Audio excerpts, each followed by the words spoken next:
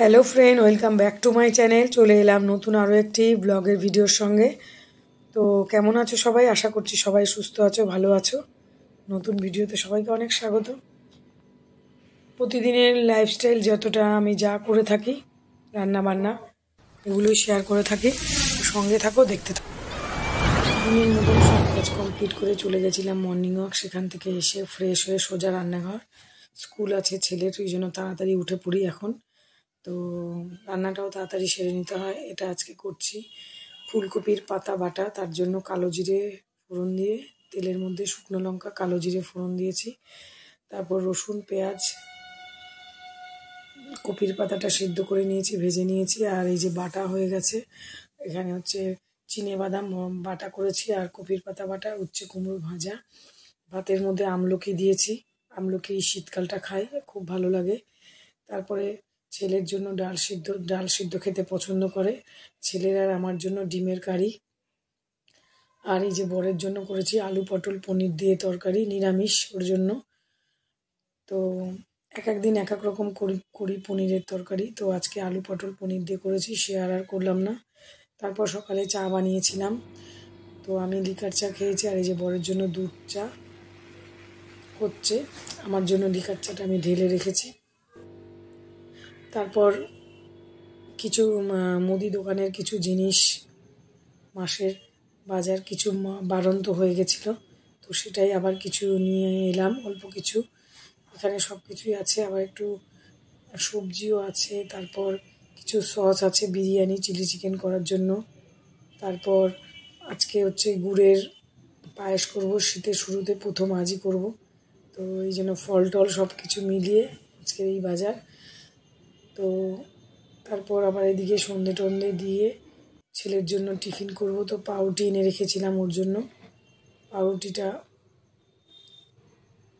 ডিম পাউরুটি করে দেবো। ডিম পাউরুটিটা করছি, এর মধ্যে ডিম দিয়েছি, একটু বেসন, কাঁচা লঙ্কা তো খেতে পারে না, গোলমরিচের গুঁড়ো দিয়েছি, পেঁয়াজ কুচিয়ে দিয়েছি, দুধ দিয়ে মিক্সচার করে এবার পাউরুটিটাকে একটু সেঁকে নিলাম।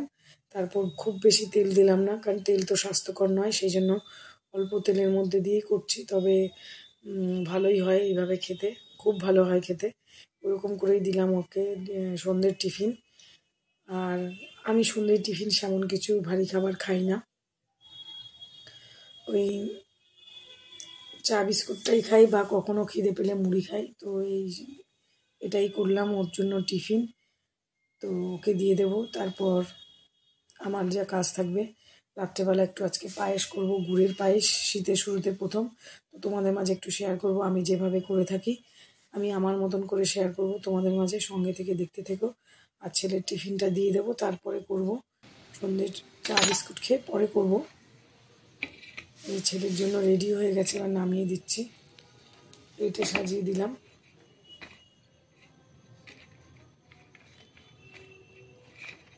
এই টাইপের খাবার খেতে ভীষণ পছন্দ করে, মানে অস্বাস্থ্যকর খাবার।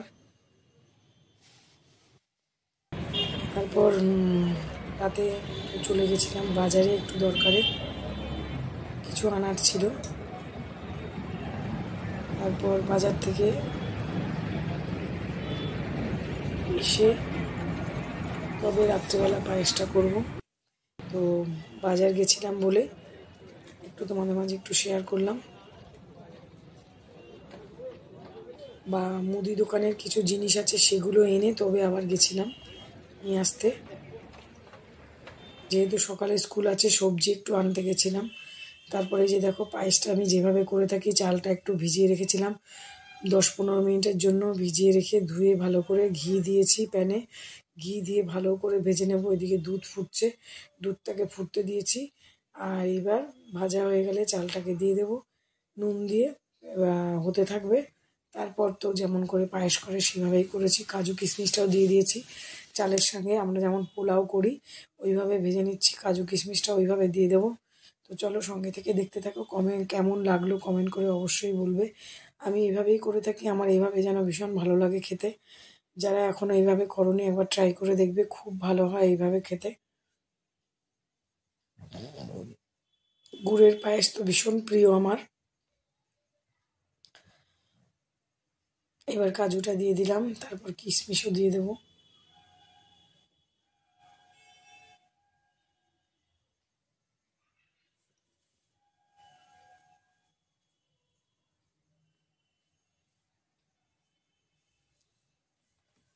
চলো সঙ্গে থাকো, দেখতে থাকো। এদিকে দুধ ফুটে গেছে, এবার আমি চালটা ঢেলে দেবো।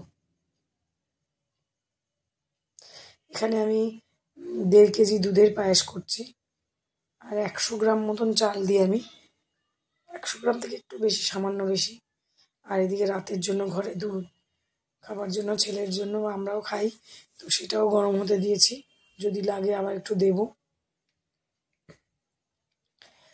দিয়ে দিলাম। এদিকে গুড়টা এনেছি, বড় গুড় এনেছি, 1.5 কেজির মতন গুড়টা হয়েছে।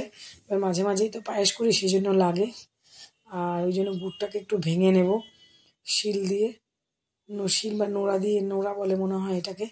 যাই হোক, ভেঙে নিয়ে এবার দিয়ে দেবো। চালটা হয়েছে কিনা দেখে, সেদ্ধ হয়ে গেলে তবে গুড়টা দেব, দিয়ে হতে দেব, নামিয়ে দেব। প্রায় হয়ে গেছে, আর একটু দুধ দিতে হবে। তো চলো, এই যে গুড়টা দিয়ে দিলাম। তো চলো, ভিডিওটা কেমন লাগলো কমেন্ট করে।